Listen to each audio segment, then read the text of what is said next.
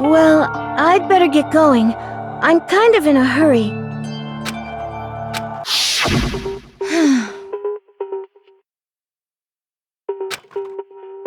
Yes, indeed.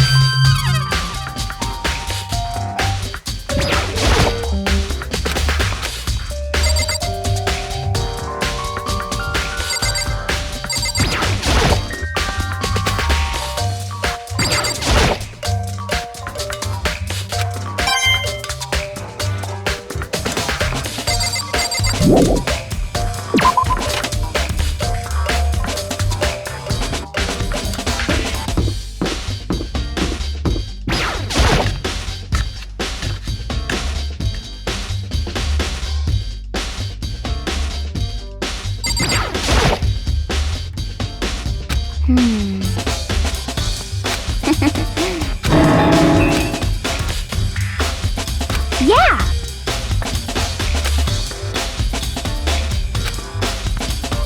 Huh?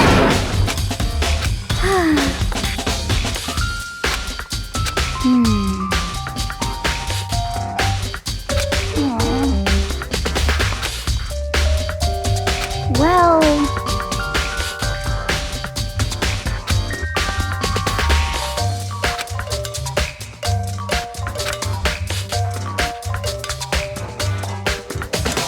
Yeah, totally.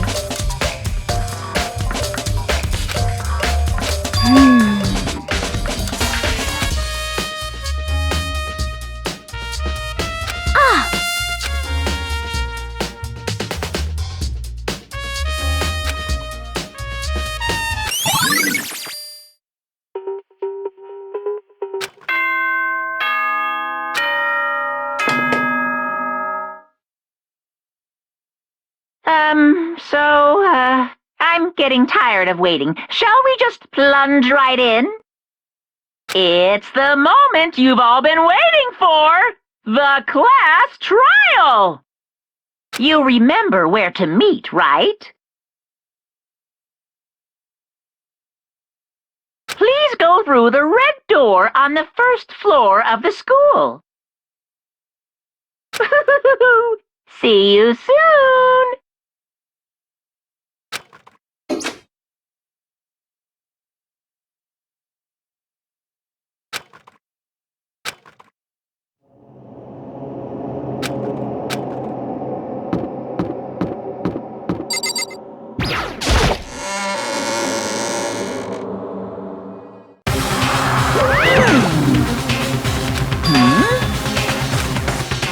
Yo.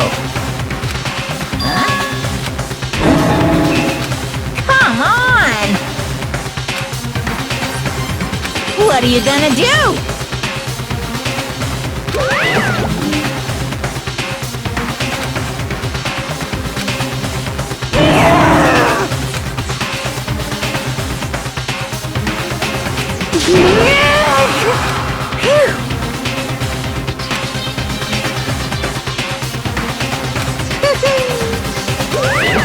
Let's go.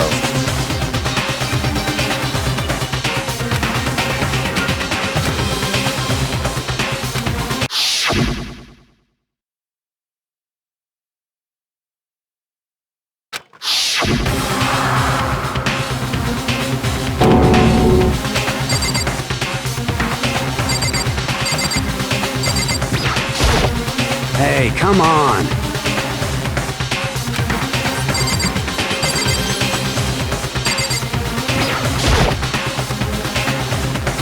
It's true.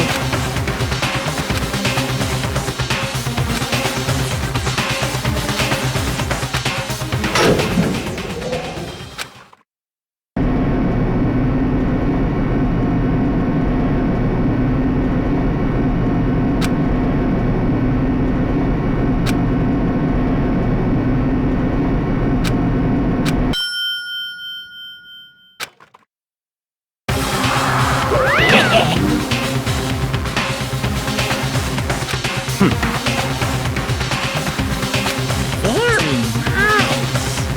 Well, Grills, chill!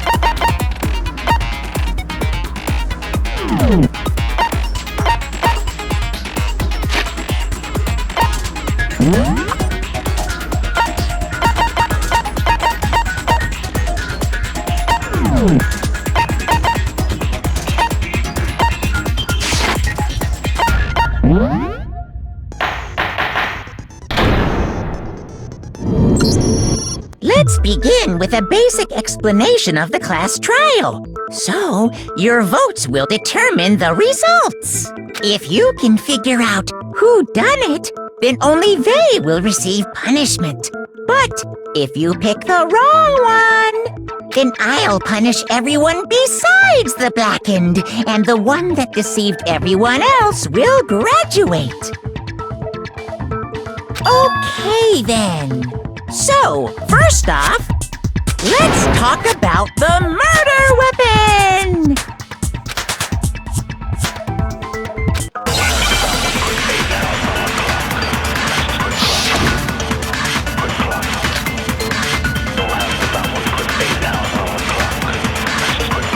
Chihira's fatal injury. It appears it was a head wound. According to the Monokuma file, the killer used a blunt instrument. But what kind of blunt instrument could it have been? I bet it was an iron pipe. No, it's wrong.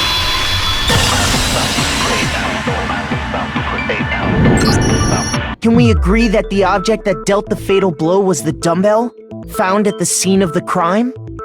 It was covered in blood, and there was nothing else at the scene that could have caused that kind of injury. And the wound on the victim's head is consistent with the shape of the dumbbell. As far as I'm concerned, there's no mistake and no room for doubt on this one. You looked at her head wound? Yay! That's so creepy! If you don't mind, I will proceed from here. Let's move on to discussion of the culprit. Although, I believe the criminal behind this heinous act is already quite clear. What? For real? Chihiro's killer is the fiendish serial killer, Genocide Jack.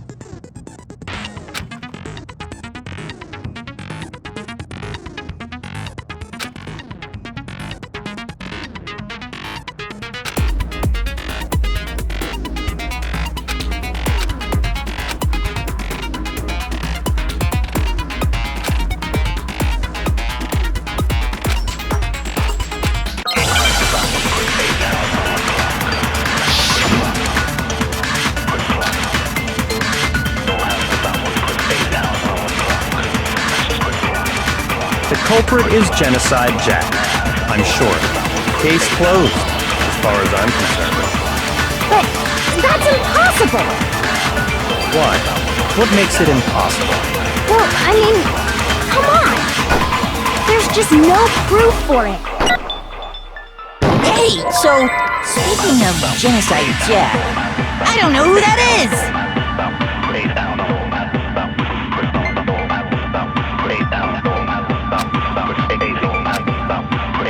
The culprit is Genocide Jack, I'm sure.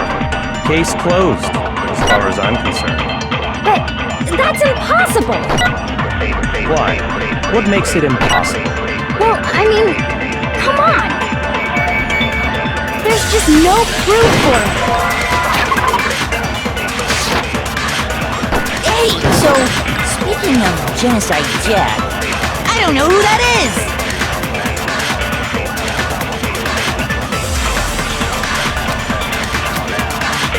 The culprit is Genocide Jack, I'm sure.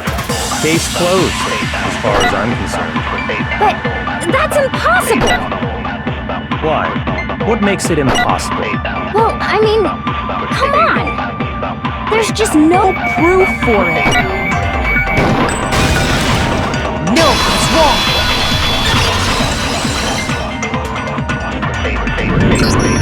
I might know one reason he could be involved. What? I found this file while I was looking around the archive in the library. I guess it's some kind of confidential file the police put together about the Genocide Jack case. What? That's kinda weird as shit, isn't it? What was something like that doing in the library? The why of it is probably more trouble than it's worth, so let's forget about that for now. More importantly, it outlines all the specifics of every Genocide Jack case in exceeding detail. According to the file, there appear to be two defining characteristics in every Genocide Jack case. The first is that a bloody message is found written at the scene of every murder. Oh, that's right. Ooblust. No. It's actually bloodlust. But more important is the other characteristic, and it's something that has never been made public. Never made public? What the hell is it? Why don't you tell them the code?